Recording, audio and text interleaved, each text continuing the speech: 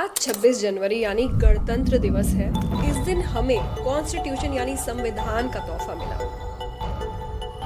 Scenes of unforgettable splendor, Delhi celebrated the first anniversary of the Indian Republic.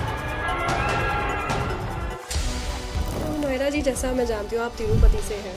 जब आप 10 साल की थी तब वहाँ का माहौल अलग होगा, गलियाँ अलग होंगी, आपका घर अलग तरीके से होगा। उस टाइम का कैसा आपकी ज़िंदगी बीती उस टाइम? उस टाइम पे जिंदगी के ये हाल थे कि लड़की जैसे पैदा होती है तो लड़की का कोई अधिकार ही नहीं है, क्योंकि लड़की बाहर नहीं निकल सकती, स्कूल नहीं जा सकती, पढ़ाई नहीं पढ़ सकती, एजुकेशन नहीं कर सकती। इस तरह की बातें मेरे दिल पर बहुत बड़े दबाव डालते थे। तो ये लीडरशिप आपके अंदर कहाँ से आई? सच्ची बात तो ये है कि लीडरशिप बनना, लीडरशिप क्या होती है, आज भी आप पूछ रही हो तो मुझे नहीं मालूम कि लीडरशिप किसको कहा जाता है। जब मैंने कॉन्स्टिट्यूशन पढ़ना शुरू किया और कॉन्स्टिट्यूशन में मैंने देखा कि काले गोरे को एक ही रेट है और हिंदू मुस्लिम को एक ही रेट है और किसी को कोई बड़ा नहीं है, कि आज का दिन हिंदुस्तान की आज़ादी बनी गई ये दिन है।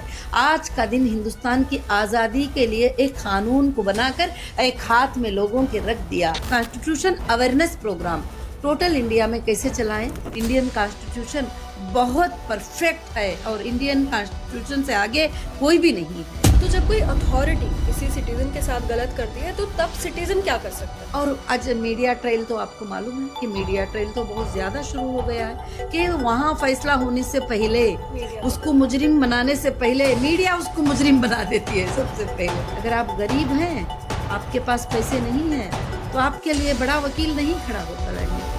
सरकारें बदलते हैं, आज एक सरकार होती है, कल एक सरकार हो जाती है, 5 साल के बाद, परसों को 5 साल के बाद एक सरकार होती है। कॉन्स्टिट्यूशन 70 साल से चल रहा है। कितना इम्पोर्टेंट होगा आजकल जो यूथ है उनके लिए कि कॉन्स्टिट्यूशन पढ़ना चाहिए? यही है supreme court, constitution of India.